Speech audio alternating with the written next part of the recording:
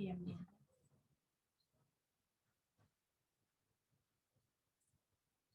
Ok, esperamos 2 minutitos menos. No. Ok. Hasta ahora todo claro, voy muy rápido, todo vamos bien.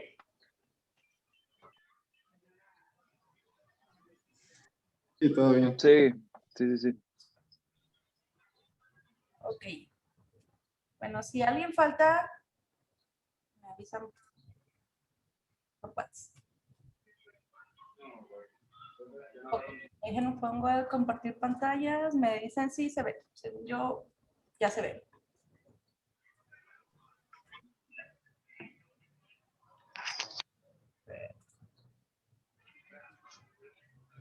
Ok. Nos quedamos en estas alineaciones de los menires en Karnak. Sale. Luego viene la evolución de estos menires. La forma más básica pues era esta única piedra alargada, pero después surgen estas dobles, los llamados dólmenes o mesas de piedra, que es 2 menires con una piedra, una piedra enorme que funcionaba como cubierta. ¿Para qué servía esto? Ellos, una de las cuestiones más importantes para el generar la arquitectura son las cuestiones funerarias. Ok, la gente se moría y era como, ¿y ahora dónde la entierro? Y tenía todo que ver con sus ritos religiosos. Entonces, a partir de buscar esta necesidad de dónde enterrar a sus muertos, antes lo hacían en las mismas cuevas donde habitaban. Entonces, como que pues siguiendo esa forma de actuar como la hacían en el Paleolítico, empiezan a generar estas cuevas pues ficticias o hechas por ellos para también funcionaran como su forma de enterramiento. Entonces, estas eran las tumbas antiguas que se tenían. Y pues ahora había estos enterramientos eran colectivos. Hay varios, los arqueólogos pues, se basan mucho en este tipo de cosas para poder hacer sus investigaciones. Entonces empiezan a surgir estas cuevas ficticias hechas a partir de, ya sabemos cómo hincar un menhir en el suelo, pues ahora hinco 2 y le pongo una tapa y me genero pues esta cueva falsa, ¿no? Y pues son los conocidos como dólmenes. Hay varios tipos, más bien vamos a encontrar pues, a lo largo de toda Europa, están regados estas construcciones megalíticas, se llaman. Vemos ahí un ejemplo de dolmen en Irlanda, en Valencia. Y, ok, estos dolmencitos no estaban como se ven actualmente. Dejen pongo la plumita. Los cubrían de tierra, hagan de cuenta que estaban así. Todo esto pues era tierra cubierta y quedaban dentro o ocultas en el terreno. De modo que pues ha sido como difícil un poco descubrirlas porque pues seguramente yo creo que todavía quedan muchas por descubrir porque quedan enterradas. Entonces, actualmente las vemos así, pero no estaban así. Y ahí es donde hacían sus enterramientos. Continúo. ¿Cuál es la evolución? Es que está bien padre cómo va evolucionando de una a otra. Entonces, tenemos el menhir, que es la piedra hincada. Tenemos el dolmen, que son dos menhires con la piedra atravesada. Y tenemos aquí los dólmenes de galería o dólmenes o sepulcros de corredor, que no son otra cosa que la sucesión lineal de varios dólmenes. Entonces ellos dijeron, mira, pues es que en este me caben nada más 4 o 5 personas para enterrar. Yo necesito enterrar a toda la comunidad. No sé si dijeron eso, pero yo creo que dijeron eso.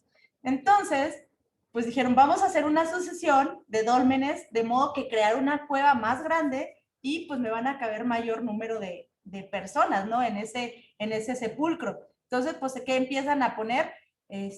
Una sucesión de un dolmen repetido una y otra vez en línea recta, de modo que se generan estas galerías donde pues hacían sus enterramientos. De igual modo, miren, aquí vemos en ese diagramita, los cubrían de tierra, de modo que quedaban bajo tierra, y era pues la forma en la que ellos generaban sus cuevitas falsas. Siguiente, tenemos estos sepulcros de corredor, que la diferencia a la anterior es que aquí, miren, nada más es como esa galería y termina pues aquí, ¿no? Y en esta terminaba en esta especie de bóveda, falsa bóveda, que llegabas, pasabas todo este sepulcro de corredor y pues tenían este espacio como mayor, este espacio funerario mayor. Pero pues no es otra cosa que la sucesión de dólmenes, y aquí pues ya vemos un avance tecnológico más importante al tener este tipo de cubiertas que van a ser como el pre de las cúpulas que conocemos actualmente y que vemos en cualquier tipo de iglesia. Vean cómo la arquitectura se va ligando desde tiempos bien remotos y lo vemos actualmente pues representado con otro sistema tecnológico, pero es exactamente lo mismo. Continúo, vemos aquí otro corte de cómo fueron esos sepulcros de corredor. Muchos, vean cómo quedaban ocultos en la tierra. Y bueno, otro corte. Ok.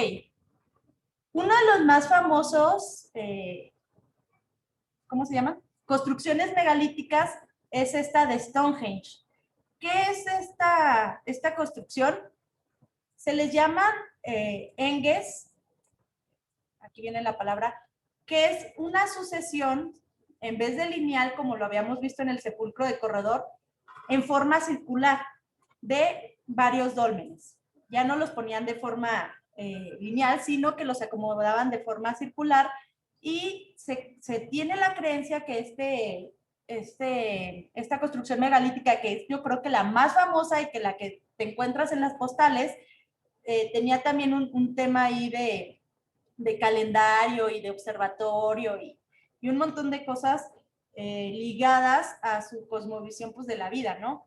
Entonces, bueno, encontramos estas construcciones que cuando están de forma circular se les llama cromlech o enges. Y pues la más famosa, el cromlech o el engue más famoso es el de Stonehenge en Inglaterra. Entonces, con esto lo vemos, el cromlech. Ok. Tenemos otras formas ya más, vamos avanzando como en el tiempo, más nueva, por así decirlo, que son estas navetas que empezaron a entender que a partir de la apilación de varias piedras, ellos también podrían crear espacios interiores. Entonces se tienen estas navetas que servían también para lo mismo. En la Menorca. Y tenemos estas como especies de menires, dólmenes, son ahí como medio un híbrido, los llamados talayots. Estos son encontrados en menor cantidad y solamente se ubican ahí en la Menorca. Son como muy característicos de esa zona. Ok, para recapitular entonces, construcciones megalíticas del Neolítico. La primera que vimos pues fue el menhir, una piedra hincada. La segunda, los dólmenes, que son la sucesión, perdón, dos menhires con la piedra atravesada. Tercero, los sepulcros de corredor o los dólmenes a cubierta, que son esta sucesión lineal de dólmenes para generar un espacio interno. Cuarto, los cromlech o enges, que es poner dólmenes y menhires de forma circular. El más famoso es Stonehenge. Y en Menorca, tenemos las navetas, que es la sucesión de piedras apiladas para generar espacios interiores, y los talayots. Entonces tenemos como 5 tipos de construcciones megalíticas que se encontraron durante el Neolítico. ¿Dudas hasta aquí respecto a estas construcciones enormes que se hicieron en el Neolítico?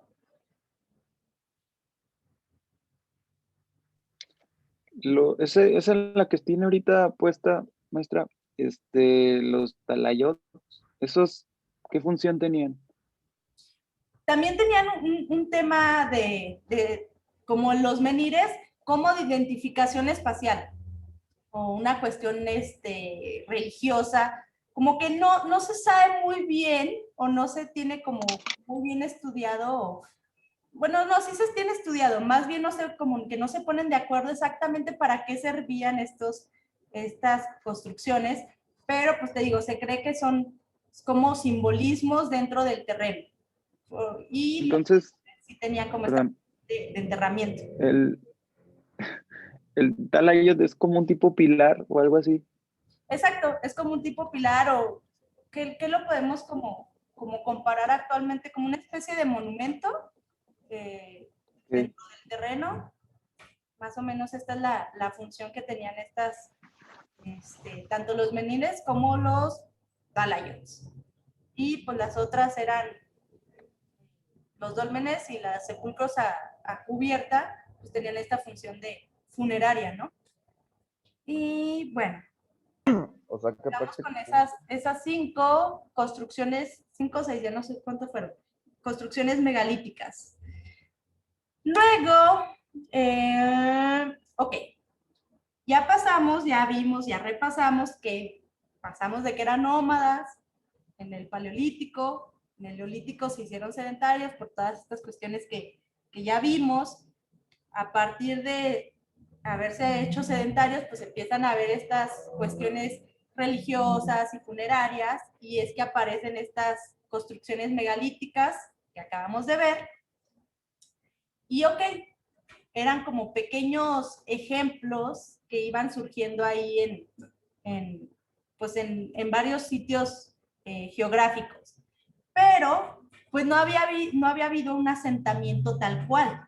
Para que pueda haber un asentamiento o que se le pueda considerar como tal, pues necesita haber cierta cantidad de personas para que digas, oh, ok, sí, ya no es ahí una aldea de 5 personas, sino que ya se considera como un asentamiento tal cual. Entonces, uno de los primeros asentamientos que se conoce hasta ahora, no, la arqueología va cambiando mucho. ¿Por qué? Porque van descubriendo muchas cosas. Y no hay tanto, digamos que no es tan apoyado. Entonces, pues a veces cuesta trabajo encontrar pues nuevos descubrimientos. En fin, uno de los primeros asentamientos en forma que se encontraron es el llamado Catalhuyuk y uno que se llama Skara-Brae. Vamos a verlos rápidamente en lo que todavía nos queda un poquillo, una horita. Normalmente no doy las 2 horas porque se vuelve un poco pesado tanta teoría, pero vamos a intentar hacerlo rápido todos los días. Ok, tenemos este primer asentamiento urbano ya en forma, vemos cómo aquí ya cambia totalmente, nos hemos ido este recorrido desde las cuevas hasta este tipo de formas de habitar que se le conoce como Catalhuyuk. Se encuentra ahí lo vemos en la Anatolia, que es aquí en ese pedacito que une el continente europeo con el continente asiático. Es donde se encontró este primer asentamiento llamado Catalhuyuk o Çatalhöyük. Preguntota que tiene otra vez que ver con la observación. Aquí en arquitectura ustedes, la mayoría de las respuestas las van a encontrar a partir de observar un montón las cosas. Y a veces no necesitan, más bien es como puro análisis de lo que están viendo. Ok, ¿qué característica básica encuentran ustedes en esta ciudad, en este primer asentamiento urbano? Alguien que me diga. si hay una población, por ejemplo, y que la población está construida a un lado de un río, en la parte de atrás, quiero imaginarme que es donde cosechan y en la parte de enfrente tienen ganado. Entonces el agua ayuda para que le des de tomar al ganado y no se muere tan rápido, y el agua también ayuda para la siembra y todo ese rollo. Bien, buen análisis ahí que hiciste sobre el tema del agua, sobre cómo la mancha urbana, o sea, las casas, estaban separadas quizás de esas tierras de cultivo y de esas tierras dedicadas a la ganadería. Empieza ahí, qué bueno que lo mencionas, empieza a haber una zonificación. Esta palabra la van a escuchar mucho a lo largo de la carrera, la zonificación. ¿Qué? Porque empiezan a dividirse este espacio que tal vez era general en usos, ¿no? Tenemos este uso para la agricultura, tenemos este uso para la vivienda y tenemos este uso para la ganadería. Hay algo bien característico, aparte de lo que dijo su compañero, muy importante, en esta ciudad que la hace única. A ver, ¿quién puede observar qué tiene de extraño esta ciudad de Çatalhöyük? Véanla.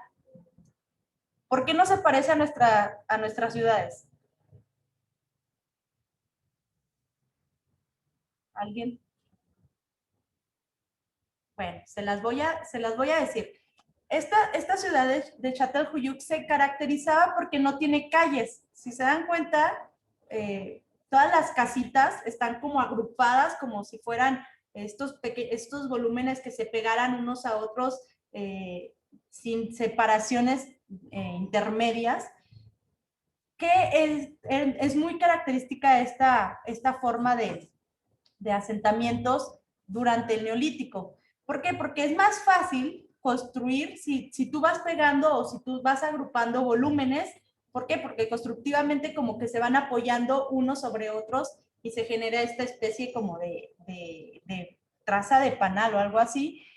Y pues esto genera que no existan calles. El término de calle, tal cual, es algo como más avanzado. O sea, esto es muy primitivo y no se tiene ese sentido de urbanismo o ese sentido de espacio social. Entonces, ¿dónde habitaban ellos? ¿Cómo es que ellos se comunicaban de casa en casa? Lo hacían a partir de los techos. Sus calles, por decirlo así, o su espacio público donde habitaban y donde convivían, era en los techos de sus viviendas.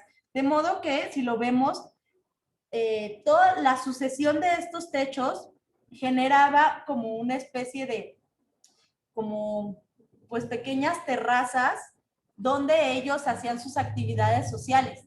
O sea, platicaban en el techo, convivían en el techo, hacían todas sus actividades y se movían a partir de moverse de las losas de sus cubiertas. Aquí, como lo vemos en los esquemas, para poder entrar a la casa tenían estos pequeños huequecitos que están aquí en la parte superior de las viviendas y entraban a partir de literal una escalerita a esas viviendas que quedaban pues como en la parte baja pues, de su espacio urbano o de su espacio social. Y pues eso es bien característico de este asentamiento que está como puesto unos volúmenes sobre otros y sus accesos a las viviendas eran por la parte de arriba. Ok. Todas estas clases normalmente las veíamos como en dos sesiones, porque de pronto es mucho como pasar desde el nomadismo hasta entender un asentamiento urbano del Neolítico, pero nos cortaron ahí una sesión en el calendario. Así que lo vamos a ver todo en esta sesión. Si es mucha información, espero que la procesen. Ok. Aquí en esta ciudad de Çatalhöyük sucede algo bien importante en cuestión arquitectónica. Alguien que prenda su micrófono y me diga qué espacios hay en su casa. ¿Cuáles son los espacios básicos de su casa? ¿A qué se refiere con espacios? Por ejemplo, los cuartos, baños y eso. Exacto. A ver, ¿qué hay en tu casa? ¿Qué listado de espacios puedes encontrar tú? La sala, el comedor, cocina, cuarto, baño, patio, techo. Perfecto. Me dijiste como siete usos. Esto es bien. Parece algo bien básico y parece una pregunta así como súper tonta, pero no lo es. ¿Por qué? Esto es lo que hace el arquitecto en cada proyecto, que es ordenar una serie de funciones espaciales, ya sea para comer, para dormir, para estar, para lavar, y a cada uno de esos espacios le da su nombre, la cocina, el comedor, la sala, no sé qué. Pero la función básica es pues, estar, lavarse, comer, etcétera.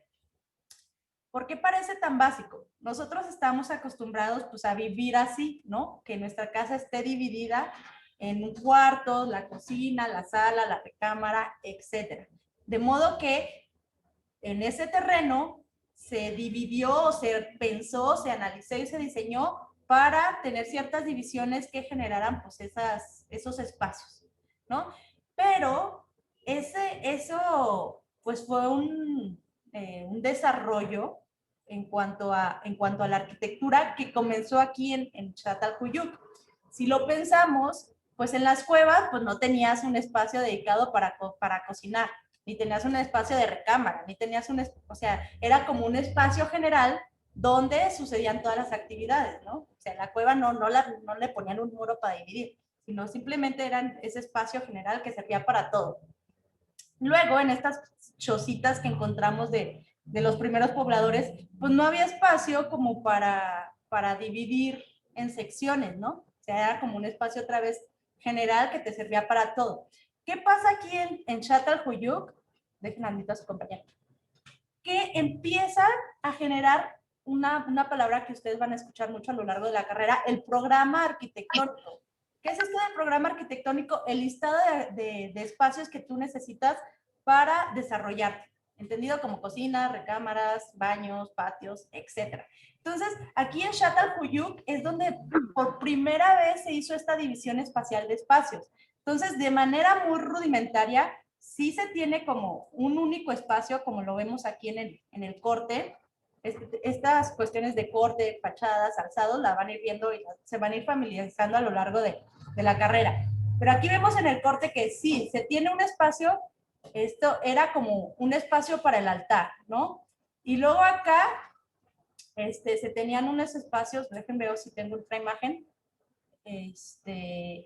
espacios como parece que para cocinar. Tenía una imagen más buena donde se veían. Aquí, perfecto. Se tenía este espacio para cocinar y luego este espacio como altar y luego acá seguramente era como el espacio para dormir.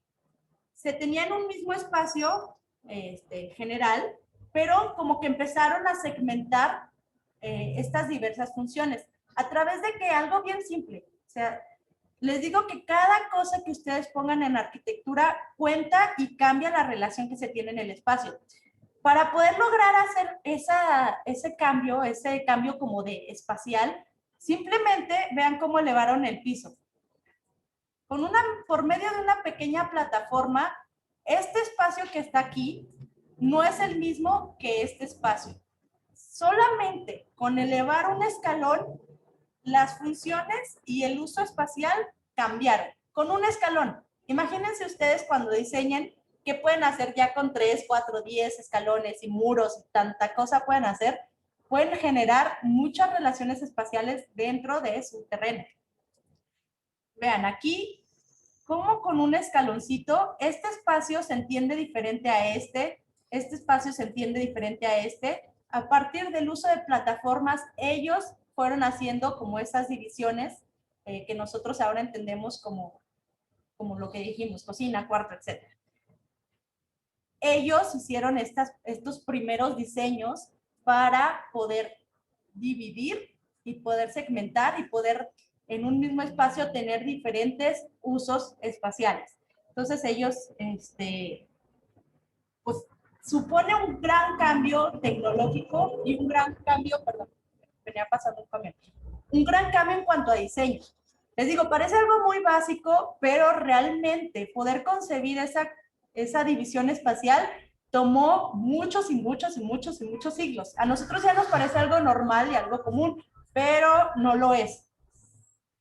Ok, continuamos. Otro de los asentamientos tiempo. ¿Dudas hasta ahí respecto a Çatalhöyük? Yo, maestra, yo me perdí porque se me apagó la laptop. A ver. ¿Cómo estuvo eso de los escalones? Ok. Regresamos. Comentaba que para poder generar estos diversos espacios llamados el programa arquitectónico, entendido como espacio de comer, espacio de estar, espacio de dormir, espacio de orar, espacio para lo que quieran, ¿no? Ellos, a partir de solamente usar estas pequeñas plataformas, el espacio se concibe diferente. Les digo, este espacio no es el mismo que este. O sea, tienen como diferentes usos. Y tu cerebro lo entiende, ¿por qué? Porque tienes una barrera, un límite. Entonces, al tener ese límite, dices, este espacio que me sirve como altar, claramente, se limita hasta aquí, se limita hasta aquí. Cuando yo entro a este espacio, ya está limitado a partir de este otro escalón y de estos muros.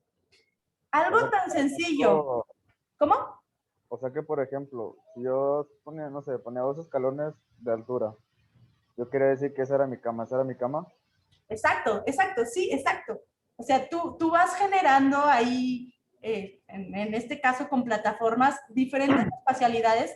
Tal vez para la cama, yo si hubiera sido la gente de Çatalhöyük, pues lo hubiera hecho un poco más alta, ¿no? Para que fuera cómoda a la forma de sentarme y no tan chaparrita. Por ejemplo, también se hacían hoyos, era el baño. Exactamente. O, por ejemplo, estos pequeños hoyitos que servían para contener estas vasijas. Realmente, pues hay que analizar más qué querían decir con cada una de estas intenciones o sustracciones al terreno o adiciones al terreno, porque como les digo, cada cosa cuenta y cada cosa hace que cambie la concepción espacial de todo. Entonces, cuando ustedes vayan a diseñar, de verdad, una columna que pongan en un sitio hace que toda la relación espacial cambie. O que ustedes eleven 15 centímetros más respecto al nivel de terreno, hace que tu concepción cambie. Y lo vemos claramente aquí en Çatalhöyük. ¿Por qué es tan importante la historia o poder ver ejemplos a lo largo de la historia?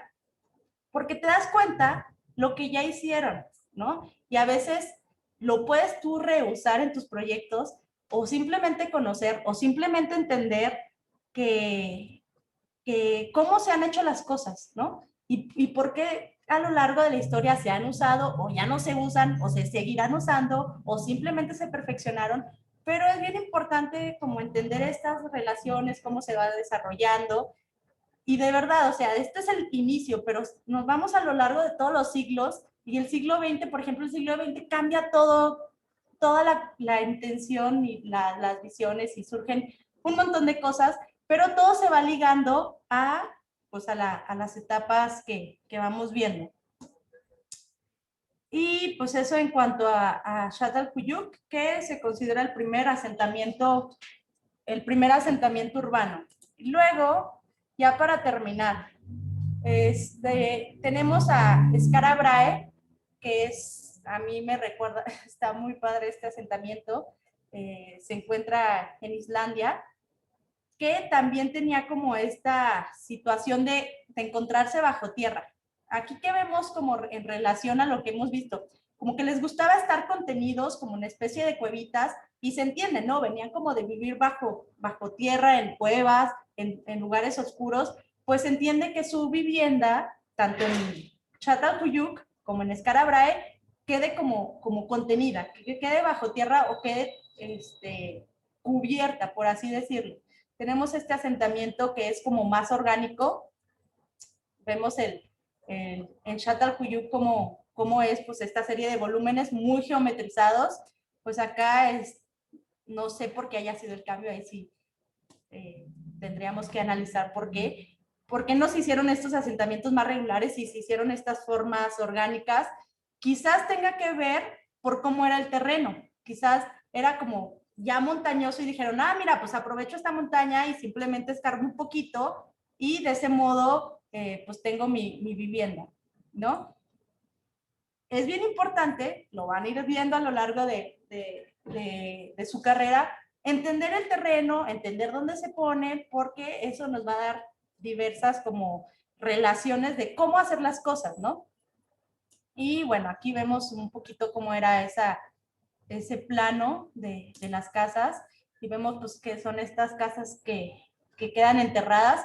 Vemos otra vez esta división del programa arquitectónico. Seguramente este era su espacio de cocina, seguramente este era su espacio quizás de dormitorio, no lo sé. Tal vez esto era el altar, tal vez esto era el baño, pero vemos cómo ya hay esta intención de dividir espacialmente los espacios a través de qué? De ciertos límites que ahora les llamamos muros, ¿no? Pero son límites físicos que permiten dividir ese espacio y dotarlos de diferentes usos.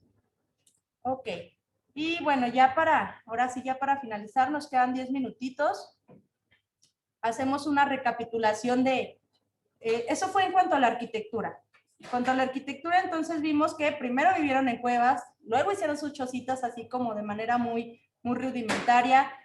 Aparecieron estas construcciones megalíticas, menires, dólmenes, sepulcros de corredor, los talayots, los cromlech, y finalizamos con estos primeros asentamientos urbanos que son Çatalhöyük y Skara-Braga. Con eso terminamos como la parte de arquitectura y vamos a finalizar con cómo era su pintura y cómo era su escultura. Ya vimos un poquito sobre la pintura, que es la pintura rupestre, como esta forma de representación, esta forma de comunicación que tuvieron los primeros pobladores y que generaban en las paredes de las cuevas, como forma pues de generar una idea. ¿Cómo lo hacían? Es bien importante. Ellos, para poder plasmar estas figuras, también tuvieron que pensar, ¿cómo le voy a hacer? ¿No? O sea, necesito un medio para representar. Nosotros actualmente, pues es bien fácil. Tomo un lápiz, bueno, esto no es un lápiz, esto ya tiene más avance tecnológico. Tomo un lápiz y represento, ¿no? Pero ellos pues, no tenían un lápiz. Entonces, ¿qué hicieron? A partir de óxidos, óxidos que sacaban de la tierra, o de raspar un material con otro, pues la pusolana que quedaba, ese oxidito, lo mezclaban con algún tipo de huevo, por ejemplo, y generaban estos primeros pigmentos que se conservaron pues en las cuevas. Pero todo eso fue un desarrollo tecnológico también importante, saber que a partir de generar del óxido mezclado con cierto aglutinante, podía generar un pigmento que me permitiera plasmar en la pared. No surgió nada más así porque sí, sino que hubo que pensarle cómo hacer para generar la primera pintura, el primer pigmento. Entonces, por eso es tan importante, porque estas primeras pinturas rupestres son el inicio pues, del diseño, del arte, de la forma de representar que actualmente nosotros lo hacemos a través de una imagen digital, que es lo más conocido. Pregunta random. ¿Por qué los primeros pobladores jamás en su vida pudieran pintar con este tipo de pigmento rosa? Yo, ¿Cómo? A ver, no sé quién empezó primero. quien guste. Adelante tú. Ok. Porque hay muy poco de eso en la naturaleza. Exacto. O sea, que ustedes puedan ver una pintura rosa o un morado así súper intenso o un color cian, es un invento tecnológico impresionante, que seguro los primeros pobladores no conocían, no vieron, no existían. Seguramente si yo pongo una persona del Paleolítico y lo pongo frente a una luz de neón o una pintura como la que estamos viendo en la imagen, se queda impresionado y seguramente dice, ¿qué es esto? No, esto es parte de otro mundo, esto es algo que yo no conozco. ¿Por qué? Por lo que dijo su compañero.